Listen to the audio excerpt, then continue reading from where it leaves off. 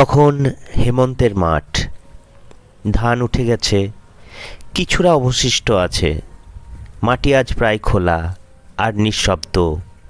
লাঙলের দাগে দাগে লেখা আছে একটা ঋতু শেষ হওয়ার গল্প। রোদ নেমে আসে ধীরে, হাওয়ায় ভাসে থেকে যাওয়া প্রান্ত খড় আর মাটির গন্ধ। কোনো কথা নেই, তবু মাঠ অনেক কিছু বলে।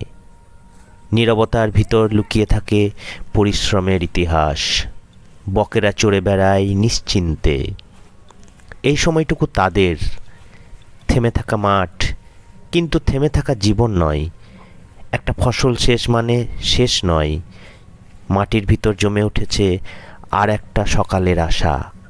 এই নীরবতাই আসল গল্প, এই প্রান্তের গল্প। প্রান্তজন।